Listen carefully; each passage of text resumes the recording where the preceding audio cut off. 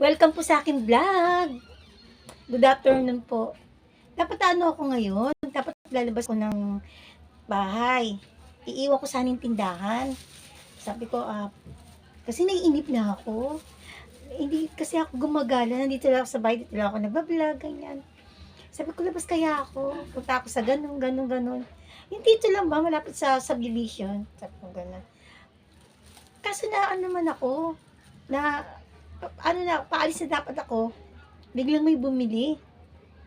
Ganyan. Sabi ko, nanghihinayang naman ako pag iniwan ko yung tindahan tapos mamaya maraming gustong bumili. Hindi ko naman hindi ko naman makbentahan. Diba? Sayang yung benta. Kaya sabi ko, dito na lang ako. Dito na uli na akong mag-vlog. Tapos kanina, wag pala kasi dumating basura sa amin eh. Ang basura kasi sa amin Martes at saka Friday. Marami nabili talaga ng sako sa akin.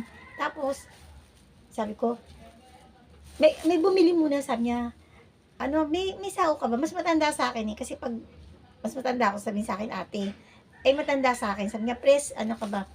May sako ka ba? Sabi ko, oo, may sako. Sabi, naku, buti na lang, parang, lahat yata ang mga hinahanap, may tinda ka. Sabi ko, ate, lahat talaga, lahat tinitinda ko talaga, ganyan. Tapos, inubos niya yung sako. Ngayon, ginawa ko, bumili uli ako ng sako. Ayan.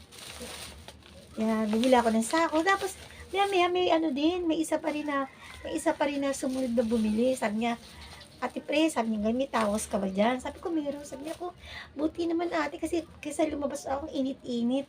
Ngayon, dalawa yung tawas na na binibenta. Ito na nga lang, isang green tsaka to. At ito yung binibili yan.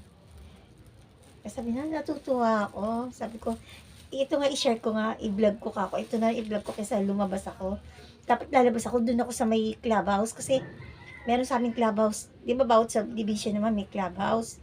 Kaya lang, iniisip ko ng tindahan, sayang yung benta. Tapos pag pumunta ako ng clubhouse, siyempre, yung bang, marami nga ako makikita dun. Marami ako maiba-vlog, mga naglalaro dun. Lalo ng init ngayon. Talaga parang sa isip ko, nagtatali isip ko na dito ka na lang, magbenta ka na lang, ganyan. Kaya ito, hindi ako nakalis ng bahay, ganyan na lang. Ito na nga lang i-vlog ko kasi parang wala naman ako i-vlog kasi yung ulam naman kasi hindi ko maipakita. Yung ulam kasi inubos ng anak ko yung ulam. Tapos wala pa naman ako may expired na paninda. Na gusto ko pag naikwento ko, kakainin ko. Wala naman. Pero kanina, nagmerienda na ako. Nag-biscuit na ako. Bago ako mag-vlog, nag-biscuit na ako. Biscuit lang ako. Alam na, nagugutom pa rin ako kung biscuit lang yung yung kakainin ko. Nagugutom pa din ako. Talagang kaya kasi pag palakain ako, ang bilis kong tumaba. Alam mo ba, pag kumakain ako, mabilis din ako tumaba. Kasi nga, chubby nga ako. Pero pag hindi man ako kumain, ang bilis ko din naman pumayat. Oo. Kaya sabi ko, sabi ko ganun, na lang, yung kailangan ko talaga yung masuot ko yung, alam dati mataba ko, hindi ko ito masuot. Naka-stack lang niya sa bahay. Ngayon medyo ko. Medyo pumayat ako, nasuot ko na. Dati, nasusuot ko, pero parang nakaganyan yung damit ko. Nakaganyan. Ang hirap kumilos pag mataba talaga. Kaya, ayan, diet. Tuloy pa rin ang pagda-diet.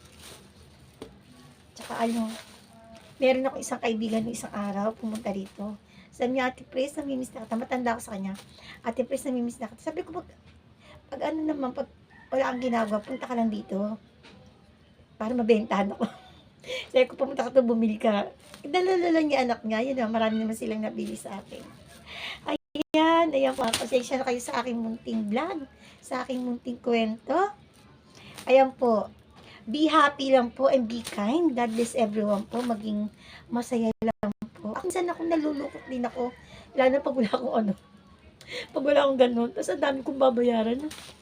Nakaupo tapos ang lungkot-lungkot ako. Pero ayoko magpadaig sa lungkot kasi pag nalulungkot ako, apektado yung mata ko, apektado yung buong ko. Para ako na-stress. Ayoko talaga ma-stress eh. Ayoko talaga mag-isip. Ayan, bye!